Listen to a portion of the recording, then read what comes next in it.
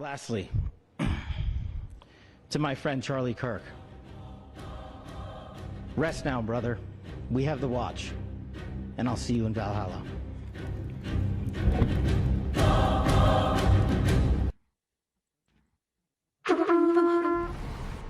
Things are going to start happening to me now. I think Tyler is amazing. And I'm a fan of this show. I've watched several episodes. Thank you, Tyler. Thank you, Tyler. You stink, Tyler. Never promise crazy a baby. Oh, I like that. That's a cool idea. Are either of you homosexuals? I go both ways. What do you think? You mean like flaming or? No, we're not homosexual, but we are willing to learn. But I do wonder, for others, in other cases, whether libertarianism today is just an excuse for many on the right to act selfishly. Look at me. And then some fat asses in Washington started having opinions. The Olympic Committee started having opinions. You bitch, I know you. You started writing your opinions. And it just makes me wonder, you're dead, bitch. You know, why are you doing this to this poor guy? I don't care. I'm a libertarian. What I'm getting is, Did you vote for Joe Jorgensen or Trump? Who? Joe Jorgensen. That was the perfect answer. Thank you. Welcome, everybody. Evening, Tyler. Eddie Grimm's in the chat. LPR Wednesday. It's our legal time. Look, we need some more lights here. I was trying to charge them up. Dick's out for Tyler Boys. Okay.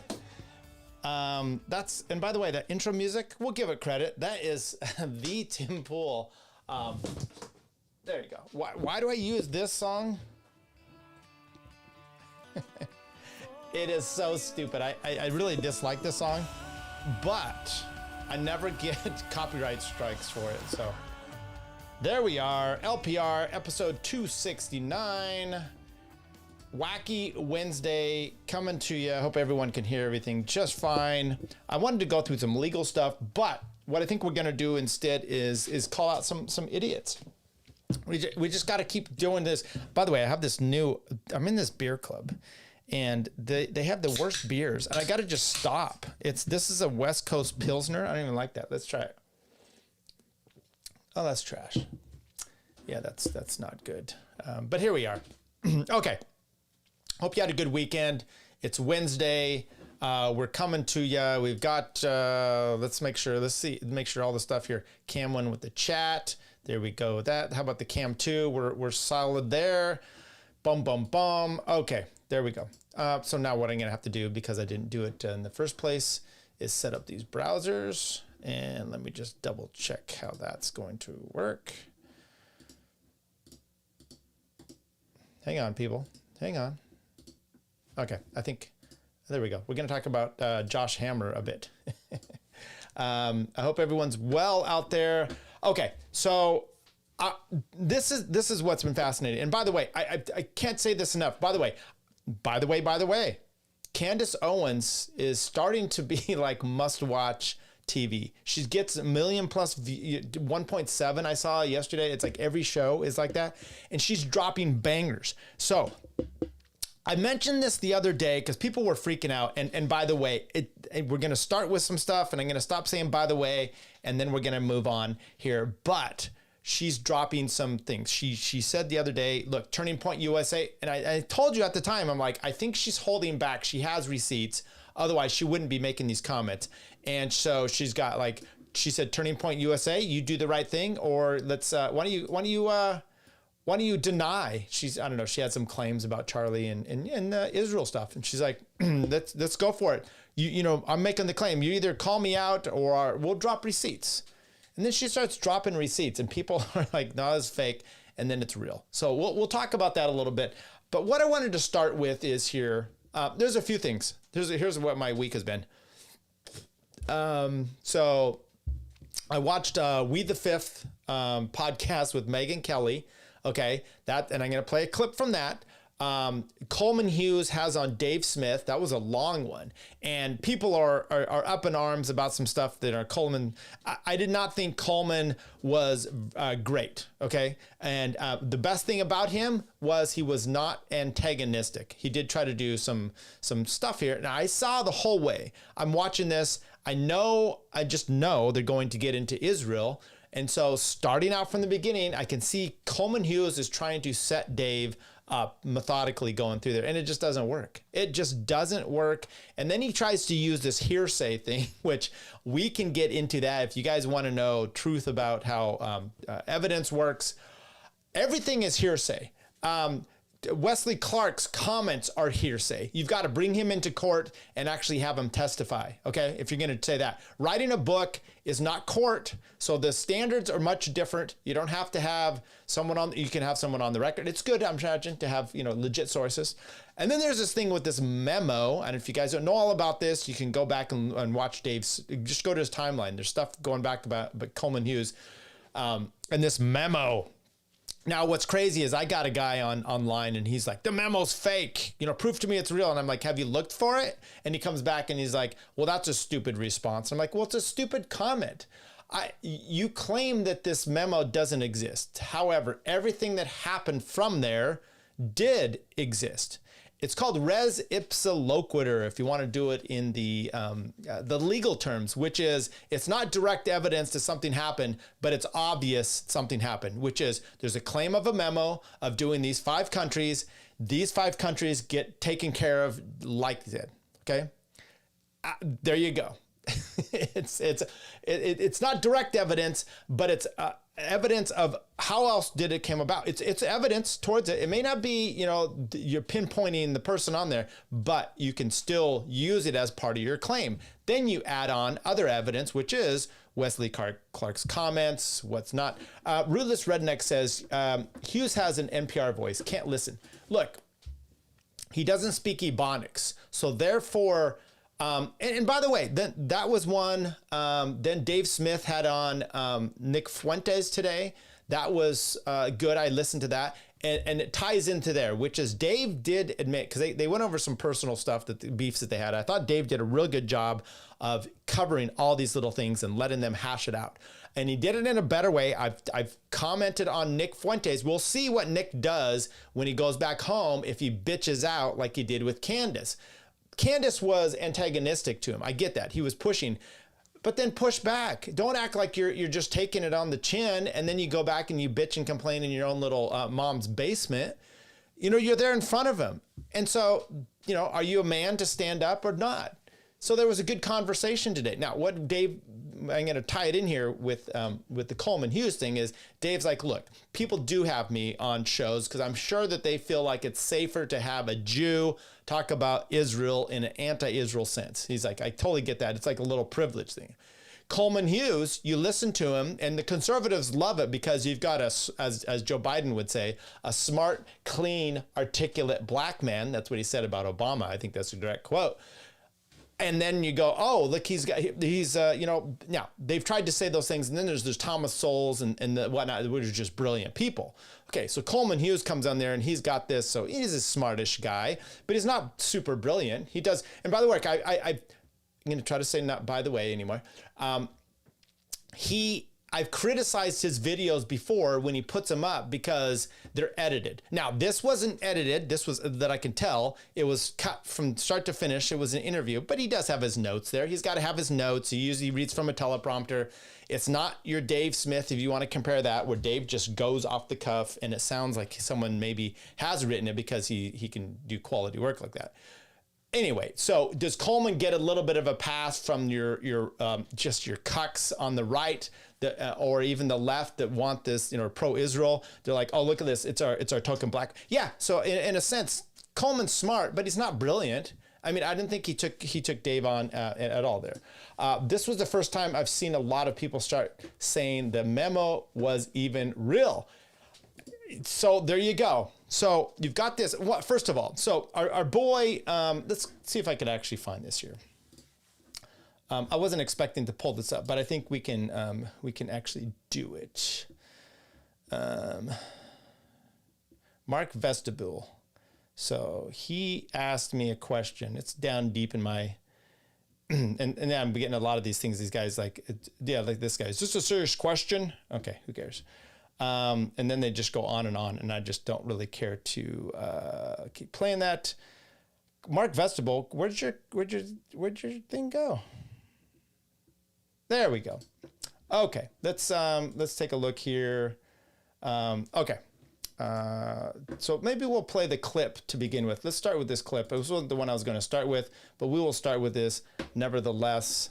Let's see, make sure let's see if the sound comes through. We also have a 4-star general who's on record saying that he saw these plans, that they were going to go overthrow all of these governments. But why is it then that I got 4-star General Wesley Clark, Supreme Commander of... That's right, this is a cut up. So this guy says, comic Dave Smith repeatedly claimed on some of the biggest podcasts that 4-star General Wesley Clark saw the plans in 2001 for America to overthrow 7 countries, and that there's one to go, Iran, except as Coleman Hughes brilliantly showed in the debate, Clark never even saw the memo.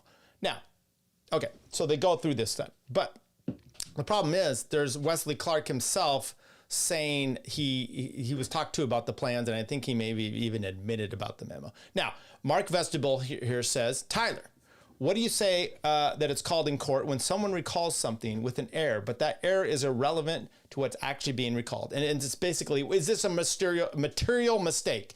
You can have these all kinds of times, this often happens in family court, which is you're drafting something for your client and they're making sure it's going over, and so then they submit it and it's under penalty of perjury and it's maybe a little wrong. It's a scrivener's error, or there is a mistake, like they saw a car but it was yellow and they say it was black. Now, does that really matter in this case? Sometimes it is a big deal.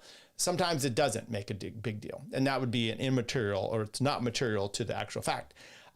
Okay, so then he comes back and he says, if you listen to it, I'd like to know what you think about the hearsay point the N makes. Given that the topic is classified documents, I hardly see how there could be anything other than hearsay. What other evidence, unless it's declassified? Kind of a silly standard for this. Okay, so Coleman Hughes does say, look, Dave, you couldn't just talk about this memo. That's hearsay. And in a court of law, that wouldn't be accepted. And I'd be like, okay, first of all, if you're going to be technical about this, at what point is a classified document coming into court? Only if it's declassified. So first of all, you've got all kinds of problems right there. Okay, if you really want to talk about it, you're not going to have the actual memo come in. But if you declassify it, is it hearsay? Yes, it's hearsay. Hearsay is an out-of-court statement made for the truth of the matter asserted. In other words, that statement, whatever it is, be a piece of paper, that something's written on there, someone's own declaration, someone's comments, those are out-of-court statements made because you want the person to come in and testify, right? Made for the truth. So there's exceptions, such as, oh, we're not using this statement for the actual intent, whether it was true or not. It's for the sense of impression or the mindset of the person at the time. Okay, there's multiple kinds of exceptions. One of the kinds of exceptions you could have are government documents. If it's done by a public person, made in the matter and course of scope of their duties as it normally would, it's basically self-authenticating, okay? So that would be this memo as an example. It would then fall under, once it's declassified, if it's made in the normal scope and course of their duties, it could be considered a government document, which then you don't have a hearsay exception. Boom, now the memo comes in, Mr. Coleman Hughes, attorney at law, not. So you have that, once again. Or you have someone come in and authenticate it, and that document gets put in. Fine, you have Rumsfeld come in there. There was also the other issue that they had. It was like, yeah, but Rumsfeld, there was a note here that he said, and these are things Dave didn't necessarily take on, that Condoleezza Rice said that these were so many memos, she didn't even pay attention to them all. Okay, all? How do you know this memo wasn't seriously considered? And then you have the fact that Wesley Clark and whatnot all came in. Okay, so we got a little bit of legal wranglings there. And I'm going to play a few actual clips. Since we're just here, we might as well play these clips. These are of Dave Smith and Coleman. Ideology, which is the most radical corner of Sunni Islam. I'm not saying it's all of Islam. Not even most of it. Take away that one ingredient, we could do everything else the same in the Middle East as we had done. Overthrowing, backing the overthrow of Iran, the tough sanctions on Saddam Hussein, which caused a humanitarian crisis, putting our troops in Saudi Arabia, and they would not have flown planes into our buildings. That is my claim. That's my claim. And I think, and I'm addressing myself to this question of why they hate us. I agree with you. It's not they hate us for our freedoms. It's that they hate us because they have a very powerful ideology, which makes them prejudge any actions by what they consider to be non-Muslim, Christian crusader, etc. By the way, I wanted to put this in here, and I was going to do it, which was I was going to put the Star of David up here where it said free press, and I was just going to blend it in. It would just be there, because that's what the free press is, okay? It's pretty wacky that you have that. Now, what is he saying here? David Smith had mentioned that, the hate for our freedoms is bullshit type of stuff about 9/11, blah, blah, blah. So Coleman Hughes is like, yeah, I agree with that. However, these people are inherently evil by the fact that they're Muslims. That's literally what he is saying here, which is, okay, I've had those kind of same thoughts. It's easy to say those things, but you do back it up a bit. And it's like, I don't know, here in America, it is weird. I mean, this is something I'm trying to actually work through. And the first thing I will say is this: if you just say this about Jews, you're anti-Semitic, right? And matter of fact, it's not just anti-Semitic, you are horrible. But if you say it about Arabs, a nice little black boy like Coleman Hughes can just say Arabs are inherently Muslims, I should say, Muslims to be precise, are just inherently bad, and they're not, don't hate us for our freedoms, but they hate us because they're not Muslim and they're gonna just kill us and everything, right? It's just the whole kind of thing, which is always fascinating because Israel talks about how, I've said this over and over, how you can have Muslims in their country, right? There's ones on the Supreme Court. Well, you back it up and you take a look into it, and it's like maybe an Arab and stuff, but is it a Muslim? Not really. But even so, if that's your claim, then you can live side by side with them. Let's just have democracy and let them vote. Anyway, Coleman Hughes goes on with and to me, it's crucial to understand if this issue of why they hate us, in fact, is important. And I'm not sure, I don't think that we can live with, I don't think the world, I don't just mean America, I don't think the world can live with a foreign policy that factors in the worst, most destabilizing elements of other societies, right? But okay, there you go. I mean, could be. And I would say those destabilizing societies also include Israel. Degenerates up and down the board, people that over there that just the Zionist types that just all they want to do is just slaughter everybody. I don't see a difference, and evidently there's a peace deal that's in there tonight. Ban Photoshop. Thanks for coming in. This is Melvin Brewery. It's Liquid Crumbs West Coast Pilsner. It's really gross, but I'm trying it out anyway. Okay. That's the first clip. Coleman Hughes, thank you. Let's go to the next one I have with Dave and Coleman Hughes. So this other idea of Ron Paul's is that the economy and the military are linked, right? The economic problems we maybe it's just for me experience, the inflation, the debt, and so forth is linked to military spending. Now, my question here is, obviously that story was true of World War II and Vietnam, and you can just look at the numbers, look at the inflation that happens as a direct result of money printing for wars. But in the past 40, 50 years, right, Reagan, he expands the military budget, and inflation goes down. We fight these wars in the Middle East starting in 2001 through the financial crisis. There we go. I can pause here. My point in this one is Coleman Hughes decides to get, I don't know what he was going to do here, but he decides to try to get Thomas Sowell, but he doesn't know enough about it. He knows enough to say this. And by the way, this would be me, which was like, I'm just not going to wade into this because Dave's going to kill you on the economics. And it's an interesting how he thinks that going after Dave on this is going to get him. So we'll just inflation is in normal rates. It's at between 1% and 3%. This story that I think you believe, and Ron Paul certainly believes, seems like a true critique that is 50 years out of date. And I don't blame Ron Paul for that because he's of the age where he would have opinions that are 50 years out of date. But what do you find compelling about this idea? Well, I don't think that it's out of date at all. I think it completely applies. It applies even better to the last 20 years. There's a real problem with measuring inflation by the CPI. And I think even today, I'm pretty sure I'm right about this, but like if you were taking if you were trying to get like your Series 7 or your Series 63 license to go sell stocks and bonds, and they asked you on the test for your license, is inflation if it was like a multiple choice and they were like, inflation is rising prices, you will get that wrong. That's not what inflation is. By the way, yours truly, who's taken this Series 7, 63, 24, 4, whatever else I took there for options trading and whatnot.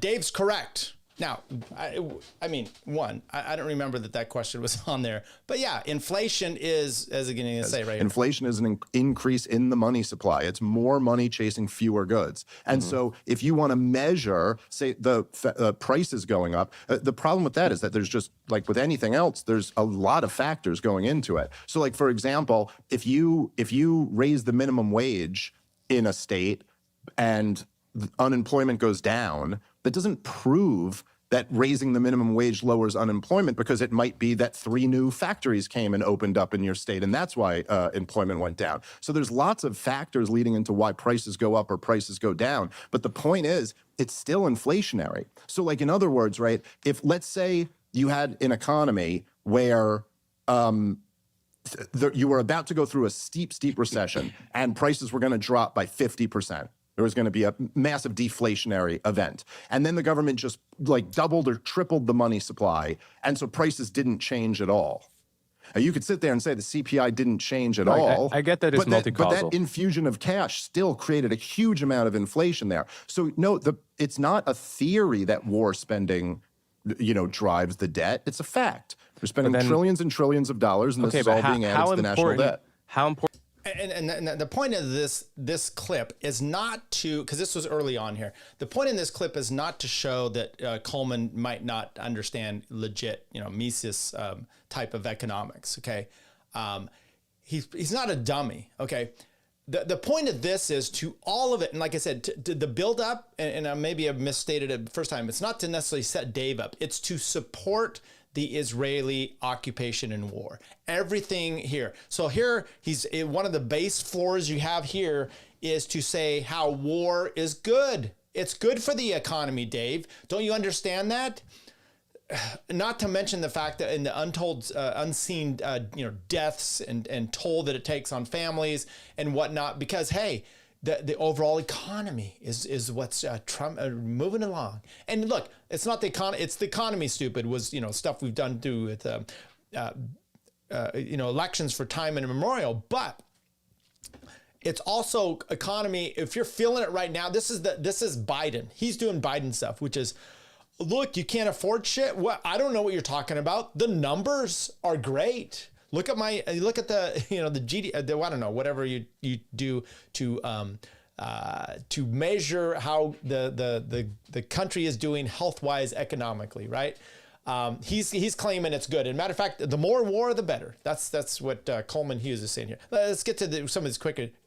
David says boomers promoting Hughes is very funny and sus because he's a random polit prop. Yeah, well, he popped on the scene with Colette.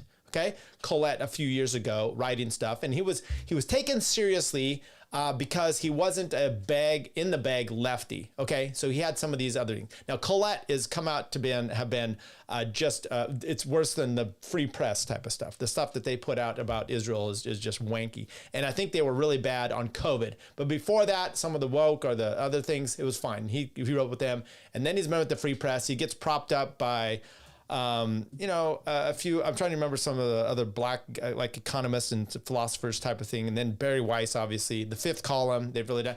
And like I said, I think he's put it's fascinating. And I guess here's what the deal is, which is two things. One is you can't blame a brother for getting his bag money. Yeah.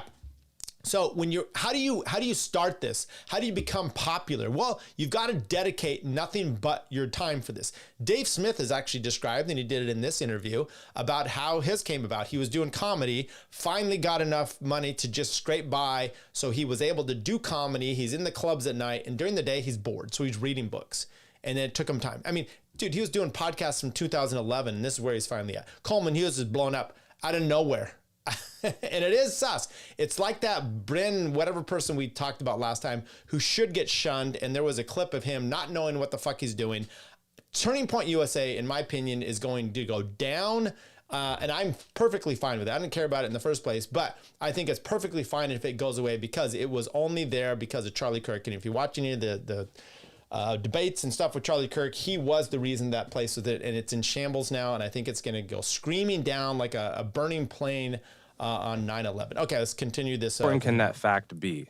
If America, with all of its excess, massive military spending compared to, say, Europe, has the same long-run inflation rates as all these European countries and pretty much the same debt to GDP ratio, it doesn't, it's not a one-to-one correlation. Obviously, all of these economies are complicated, but it does undermine the idea that the military is the difference between Western Europe spending 1.5 of GDP on their military and America spending 4% of GDP on our military is showing up at the grocery store in any way that a person could actually detect.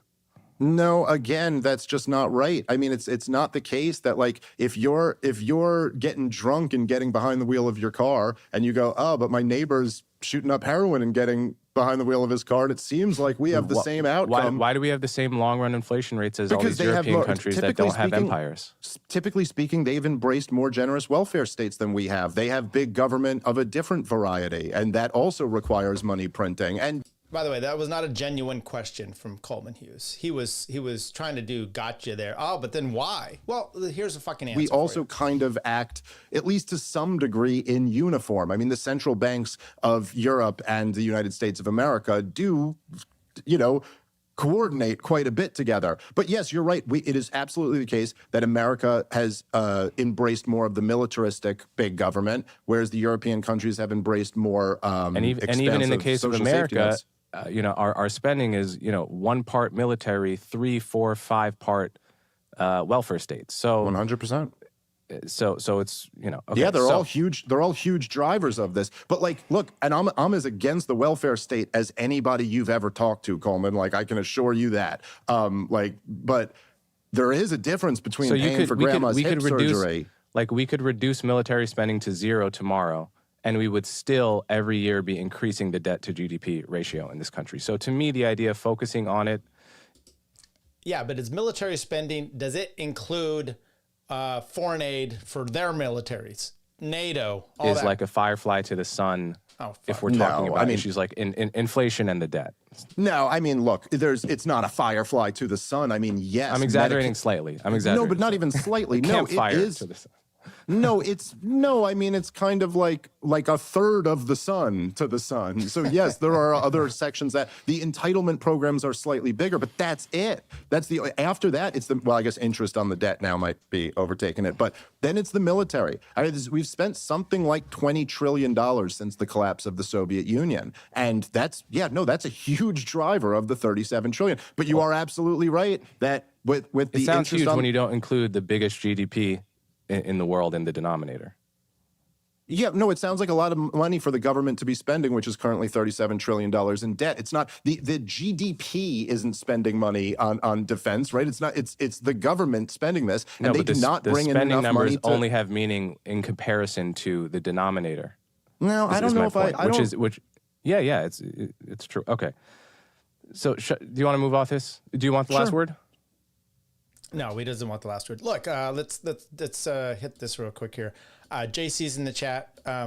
Is that Gary Coleman? He's all grown up. That's Willis. What you talking about, Willis?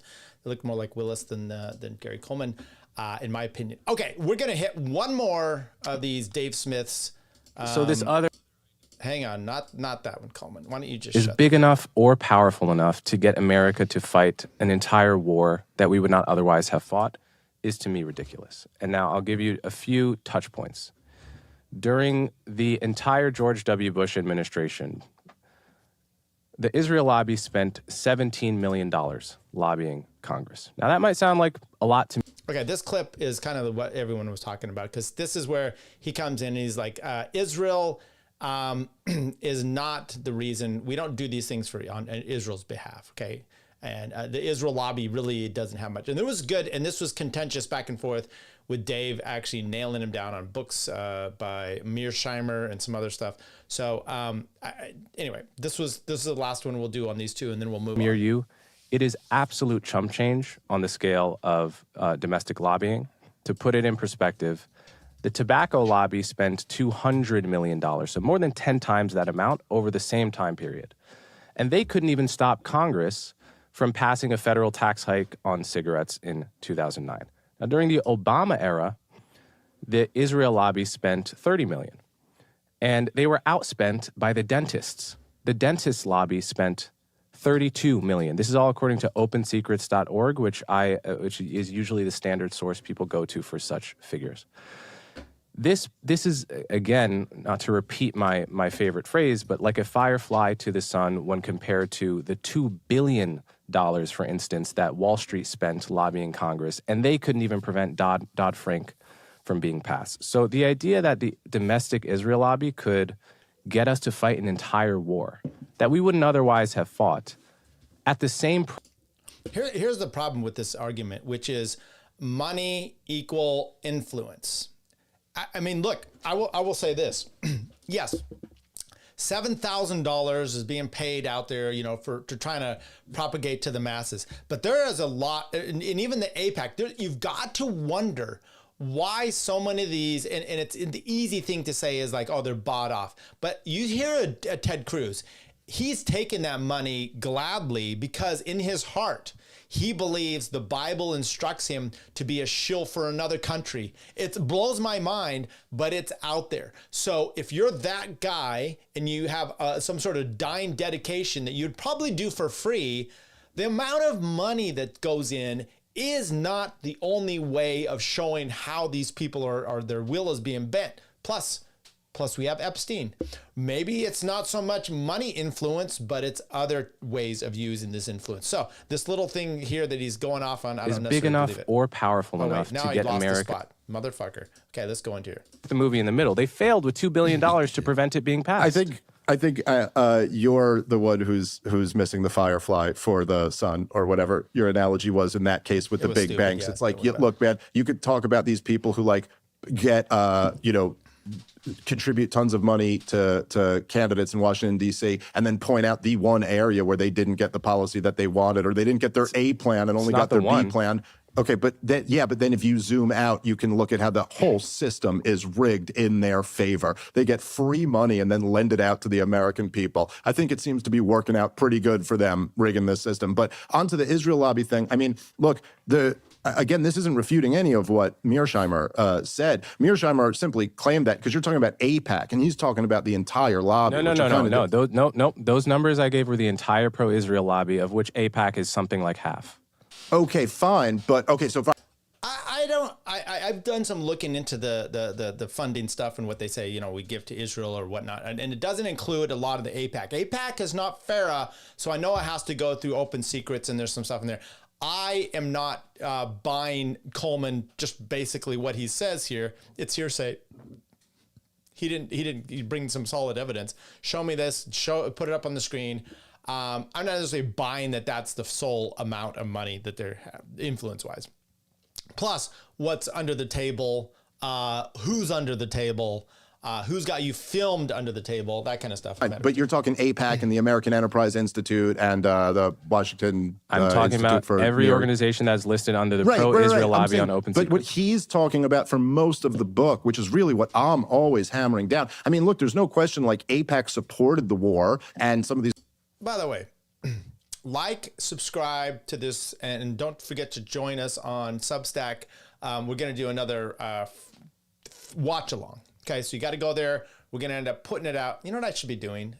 Pete does this. He puts out a message off the Substack for all the members saying when he's going live next. That's what I should be doing. Okay. The American Enterprise Institute, they all supported the war and they threw money toward that and they lobbied for it. But this was a neoconservative war. I mean, I don't think there's any chance. Look, the Iraq war was highly debated. It was contested. It was contested in Congress. There were people who were against it. There were uniformed military people who were against it. There were people at the State Department who were for it. And the neocons were the ones who really pushed it through. And look, I mean, Coleman, you look at who the neocons were, okay, in their own words.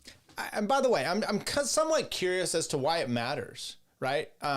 should any time of influence from a foreign country, all this lobbying and stuff, I just think it's all gross. This whole Qatar thing, we talked about it last time, where people are like, the Zionists, oh, you got Qatar money, that should be outlawed. It's like, yes, so should AIPAC, and so should all the money you're getting.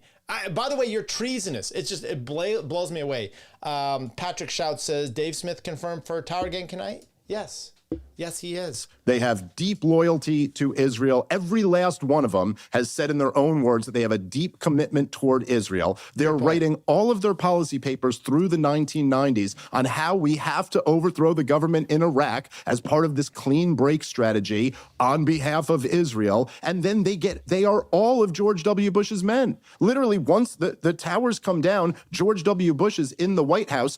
It's a project for a new American century, all down his staff, down from his defense secretary, his vice president, and all of their men. They're at the State Department, the Defense Department. And so it is not going out on a limb to say, yeah, this war doesn't happen without the neoconservatives. And I think John Mearsheimer very reasonably puts them as part of the Israel lobby. All you have to do is read their own words. It's not like I'm putting together some conspiracy. By the way, I love that Mearsheimer points out in that book, because I do think there's a real interesting point to make, that he's not saying it was a Jewish war.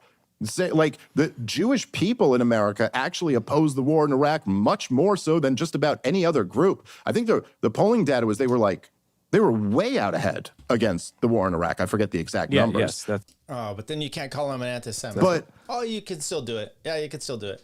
Because Israel, Jew, is all the same. But yeah, there's no question that, call it whatever you want to. I mean, like, they would basically through the 90s self-identify as the American version of the Likudnik party, but whatever you want to call it, these group of people who have, in their own words, admitted they have like profound loyalty and connection to Israel, pushed for this war, and they had written in their own words that a huge part of it was because this was the strategy to help Israel. Okay, so there you go. And that was I took that off my camera. There you go. Okay, let's do a palate cleanse real quick with Pam Bondi testifying before Congress. The National Guard is on the way right now as we speak. Oh, by the way, so is Director Patel and Deputy Attorney General Todd Blanche. You're sitting here grilling me, and they're on their way to Chicago to keep your state safe. Madam Attorney General, it's my job to grill. Okay, so what was interesting, I didn't watch all the Pam Bondi stuff, right? And by the way, I'm a little red here. It's hot in this room. I got some sun this last weekend. At least that's what I'm telling everybody.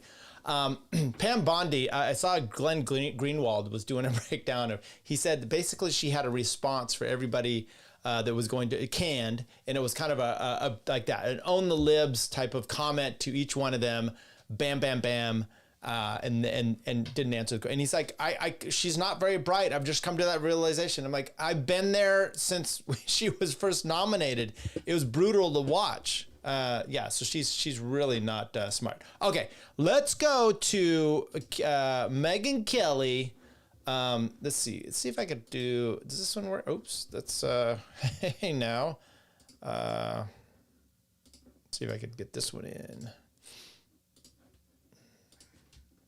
Okay, this will work. So this is We the Fifth Column. It's Camille Foster, Matt Welch, Welch, not Walsh, and Michael Moynihan.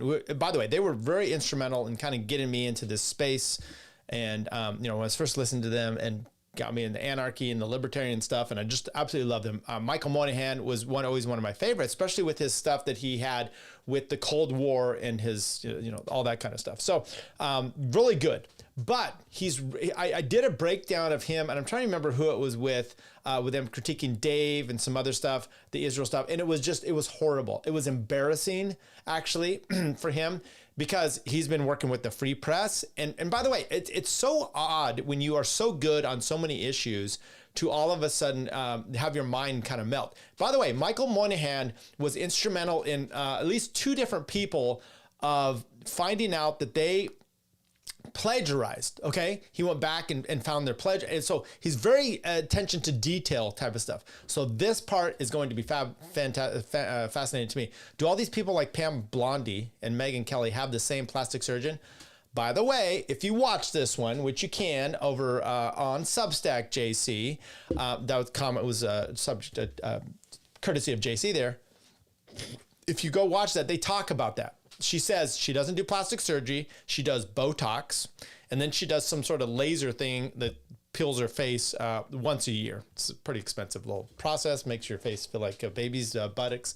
She says, Patrick South, never forget, Megyn Kelly was canceled for asking why what Jimmy Kimmel did was offensive. Look, she's been all over the board. I am not as sold on her, although there's parts of this thing where she would just won't come out and cancel Candace. So I've got there's been some nice parts about her lately, okay? I'm not fully into her as of yet. We'll give her some time. I don't know how much is, look, I think, I don't know. Some of it is disturbing, some of it's not. But let's play this little clip here. It's going to be a little bit more than just a clip, but it's Michael Moynihan. And by the way, I'm so sick of this. I'm not defending Candace Owens, but I'm defending your people's ability to do proper research. You know what? Before we go there, let me do this. This is let's find this one. This one, I just saw this here, and I had to kind of take a shot at it, which was Gerald. Okay, so Gerald from Louder with Crowder. That's not going to work out. Maybe we'll try this one here. He goes, oh, so you don't believe that Candace is saying that Israel had Charlie killed or was involved? If Kansas clearly says she doesn't believe that Israel had anything to do with Charlie's assassination, then I am all good and apologize for my insolence. Consider me admonished. Well, part of this reason was because he started out here, it started out with some back and forth where he's like, she was saying that Israel or some group associated with Israel assassinated Charlie Kirk. And I'm just like, it's baffling to me that then you would somehow go up here and say, oh, if you don't believe that she's doing that, then if you can show me this.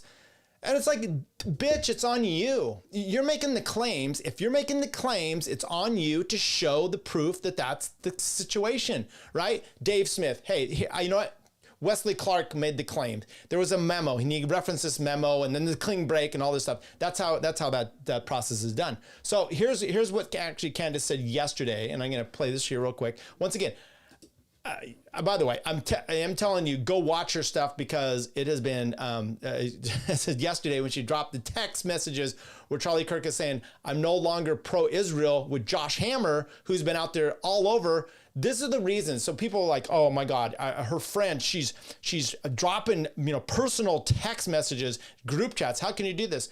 Well, you know what? If we were out there, if something happened, God forbid, something happens to our buddy Toad, right? He passes away. People are like going, he was so good at gambling. He was the best gambler. He was very mellow about all this stuff. I'd be like, let me drop some screenshots from the group chat, the Better Off Dead group chat, where he leaves it all the time. He can't handle this stuff, and he just constantly leaves, and he's not, okay? You in other words, and people that were in the group chat would be saying stuff like that, and then you have to push back. This Josh Hammer, Netanyahu, we're going to get to it, but here's what Candace Owens said herself. Well, the investigation's ongoing. That text message has nothing to do with whatsoever. It has to do with the broader question of people feeling that Charlie's legacy is intentionally being hijacked by Israel. I never stated that Israel killed Charlie. Anybody that's been watching this investigative series, we've come up, there hasn't even been an Israeli name that's popped up in this investigation. There's only been one Jewish person, I think, that's popped up thus far in this investigation, which is George Zinn, decoy boy. So they're just saying that. I just wanted to say that he was under a tremendous amount of pressure. Now, regarding... Okay, so there you go. That's what she said just the other day. So we'll take her at face value. I watched. She's been very specific. So with that context in mind, let's go back to our fifth column and with Megyn Kelly and play this. I'm okay now. We've worked it out. We've called out bad guys and bad behavior. So I find that very cathartic, and I think a lot of my audience does too. And I think anger is an appropriate reaction to a lot of what we see. I think suppressing anger would be far worse, or pretending that it's something else. No, it's a real emotion. It's a real emotion we should recognize. My sort of anger about this, and to one time, I didn't want to talk about this, just me talking about it, is to that one person who shall not be named, Candace. The thing that made me angry about this is that she has been stewing in insane anti-Semitic conspiracy theories. And I don't say this of Tucker, I'm just saying specifically of her, that I have known because I've studied this stuff for a long time. Okay, he's known, he's studied it for a long time. He knows what this stuff is. So please reference, and I, once again, I'm not defending Candace. I'll jump down her throat. Right, so as an example, Patrick Shouts, what did he say here? Charlie himself told her in a dream, enough proof for me. Now, that is, I don't even care about that kind of stuff. There's certain things, and by the way, this is, she's been so fascinating lately because she's calling things out and then she's showing receipts and she's burning a lot of these people that I want to be burned, okay, publicly. Josh Hammer, Netanyahu specifically, a lot of the Turning Point, Ben Shapiro. These people deserve it, and if it's by her, I'm perfectly fine with it. Owen Benjamin, not a big fan. He said, oh, you know what? Everything's going on. I'm going to have to tune into Candace. And he goes, and I couldn't handle it. Some black woman talking. Yet he keeps talking because he's going back day after day because she is doing some amazing stuff. And then she still does some other things, right? I mean, actually, Owen Benjamin defended the dream thing. Look, that is what it is. I had a dream last night that was crazy, and it means nothing, and I'm not going to take... My wife had an even worse one. A dog was molesting her. I don't know what's going on. But those are dreams. They mean nothing. Or maybe they do mean something, okay? And it doesn't mean anything other than she's saying Charlie came to her and said he was betrayed. Okay, that's fine. That's a premonition. On that one... Now, she gave 2 examples since you guys brought this up, right? The first one was she had a dream that her producer was pregnant and that it was a boy. She gets up in the morning and texts her producer their former producer, blah, blah, blah, blah, blah. The producer, a week later, finds out she's pregnant and it was a boy. And then the due date and all this stuff coming in. That means something, right? That's just like maybe there's a premonition, maybe it's lucky, whatever it is. I don't know. Charlie Kirk coming to her in a dream now, or like this last weekend saying, I've been betrayed. Could be. I mean, I don't doubt that that's actually the dream that happened, right? That she had a dream, very vivid. It's Charlie. Was that in her own mind? She's projecting that, right? And so she has a dream about that. I mean, I get stressed out about things I got to do at work and I'm having dreams about it because it's the situation that's stressing me out and knowing what I have to do and they're vivid and there it is. But that doesn't mean anything. If he came to her in a dream before he was killed saying, I'm going to be killed, it's going to be Josh Hammer or whomever. Now I'm interested. Okay, let's keep going back here. History is my interest, particularly 20th century history. We've seen these, the Judeo-Bolsheviks and all this stuff. I've heard a million times. Stalin was Jewish. Everything bad was Jewish. Was that to use the opportunity of Charlie's death to talk about Israel when Israel was not part of that conversation, beyond the conversation, let's say, that you had with him, which I don't think there's any difference between that letter and what he talked about with you, because to say I support Israel and I'm upset about where this is going, it's, the numbers are going down amongst young people. Let's wrap this up. Is as I said on the show, my friend Eli Lake. I do think there's a little difference, just to put a pin in that. And we can talk about it. But, my friend Eli Lake, who's just like, I don't think they should go into Gaza City again. People in Israel are opposed to Netanyahu and this stuff. So there's that kind of tumult and debate that you have in Israel and amongst people who are supportive of Israel. But the fact that I turn her show on and it's a long disquisition on Israel's potential involvement in this is that this is your deranged obsession. And now you're applying it with zero evidence, zero. We were talking before this. We care about evidence and zero evidence that there's some involvement of Israel in this crime. And to say that I'm overstating that is not only, no one has, but I can see the comments right now, is I'm understating it.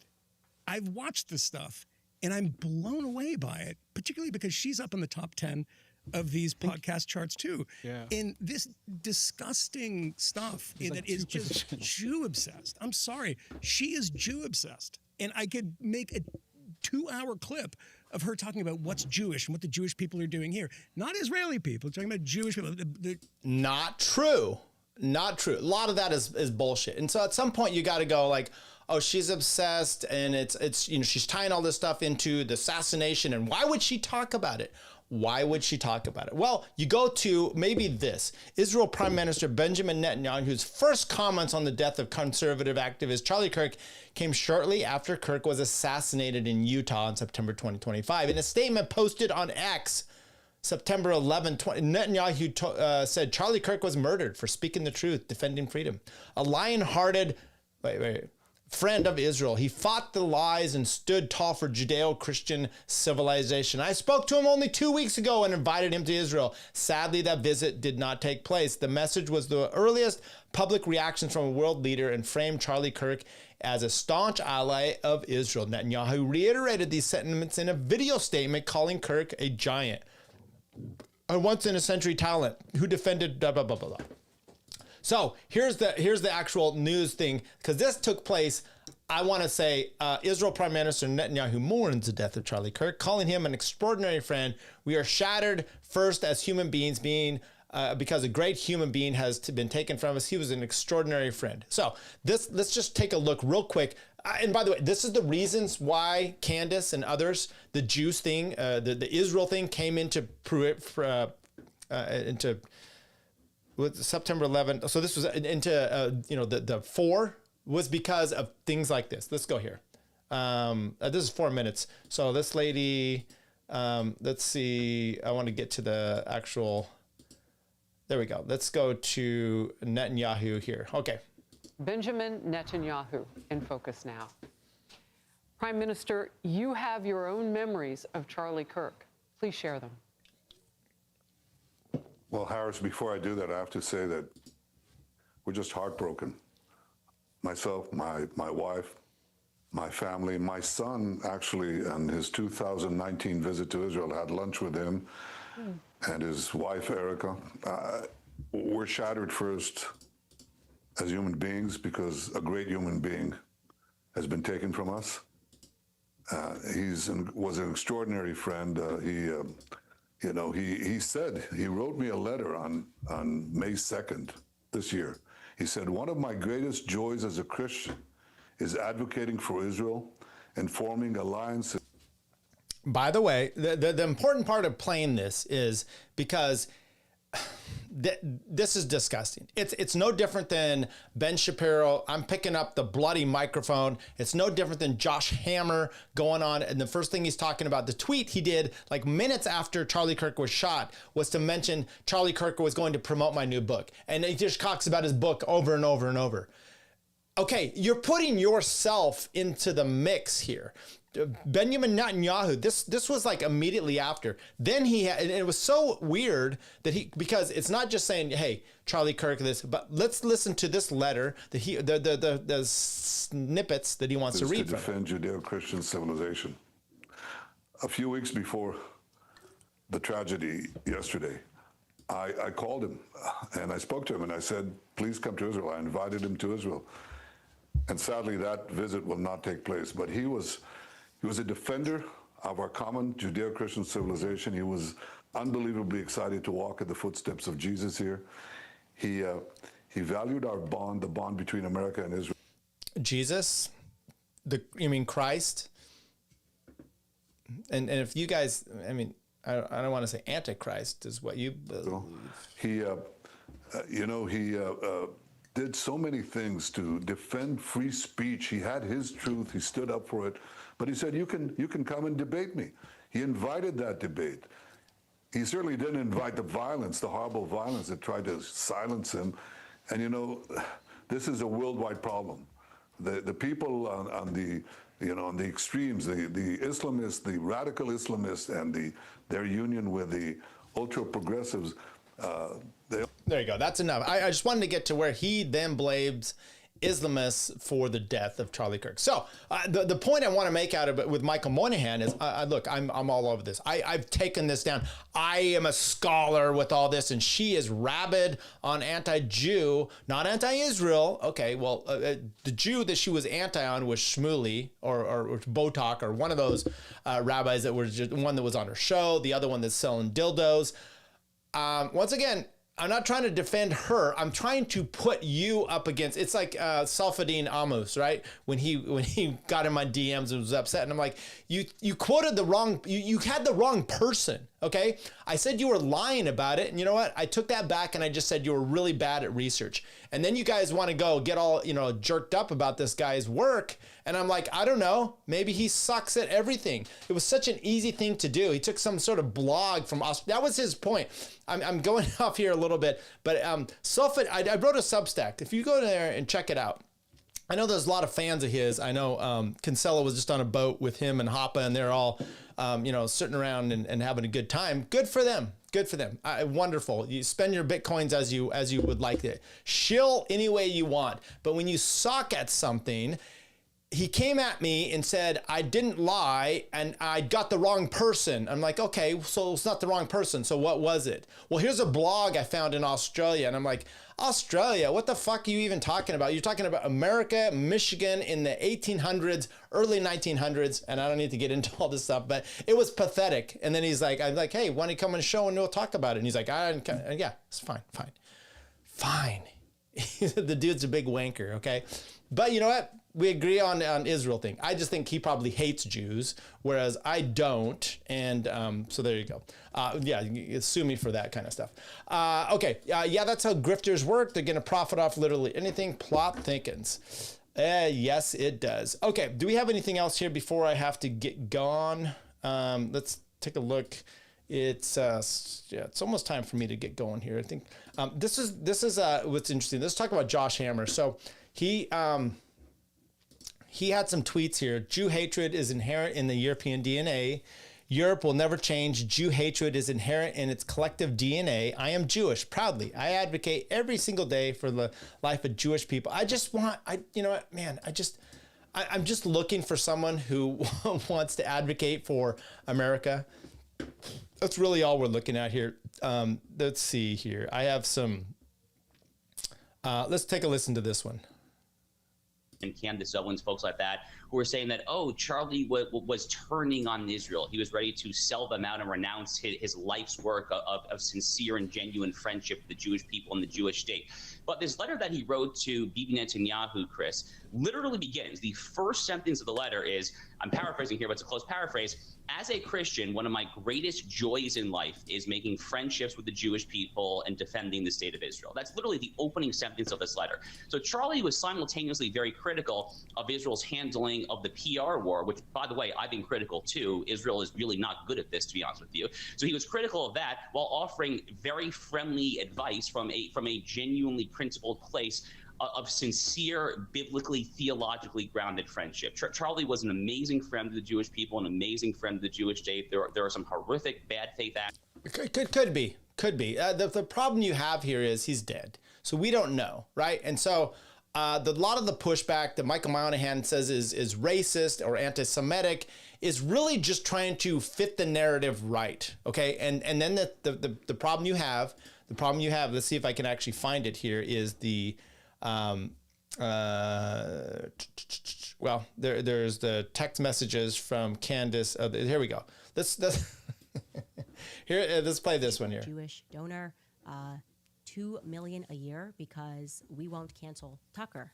I'm thinking of inviting Candace. Somebody writes,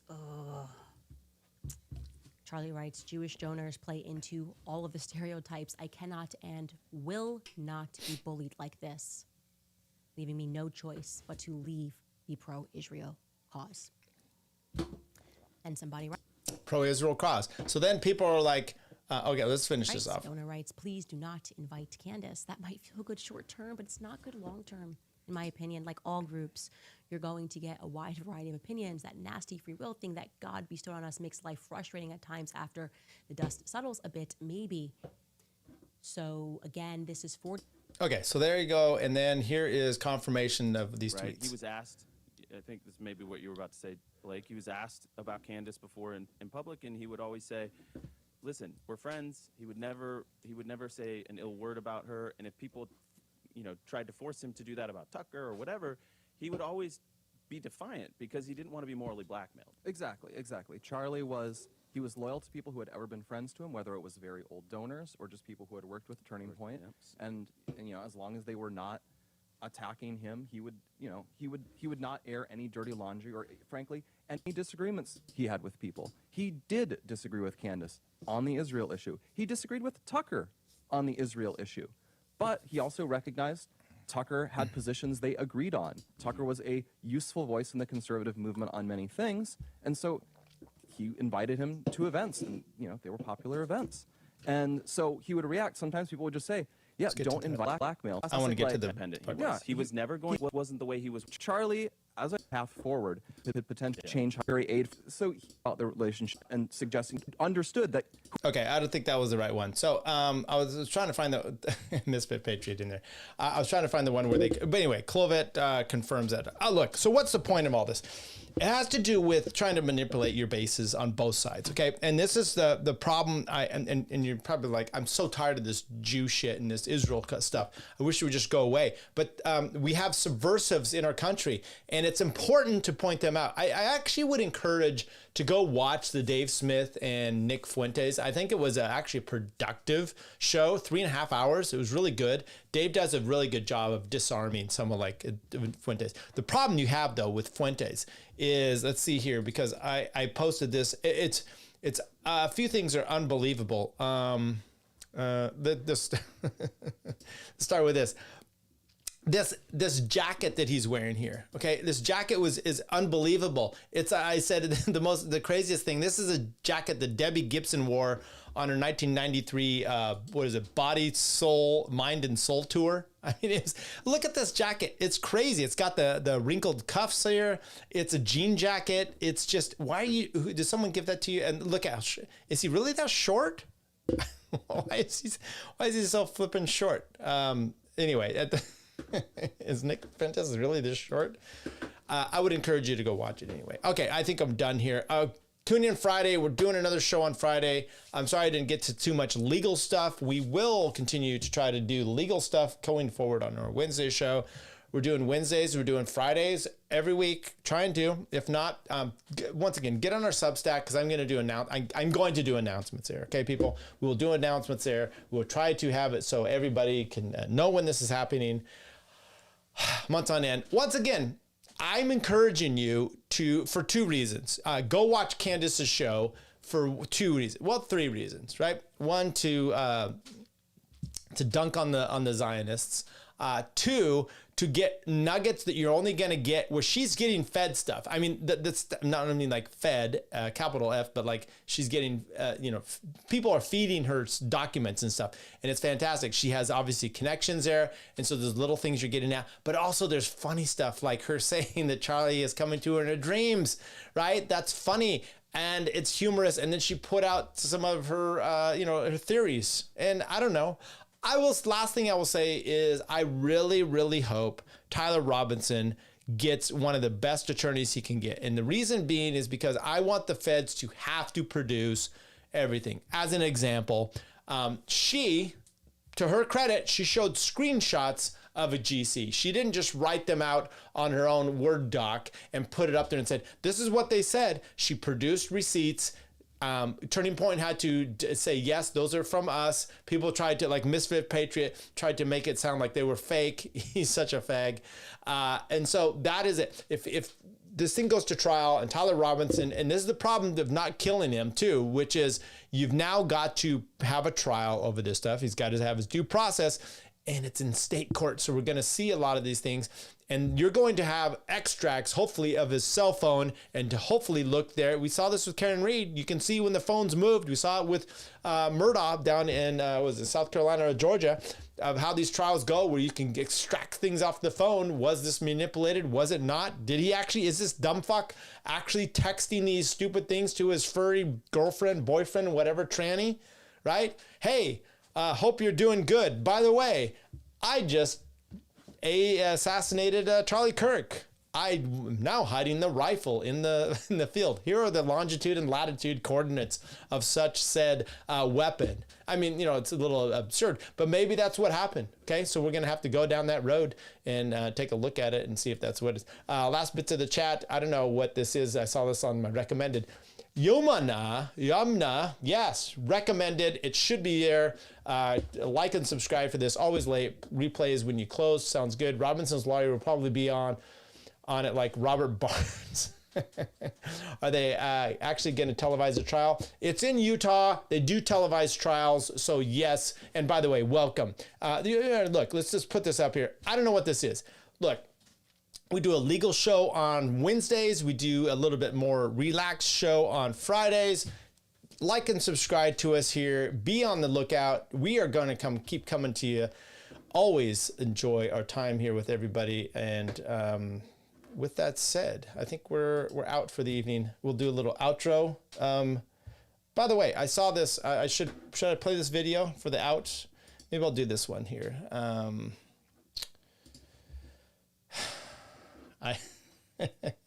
I'm only laughing because I don't even gonna play it. It's gonna get me struck here. It was a video that if we still had Tower Gang going, I would have been receiving that from one of the Tower Gang guys.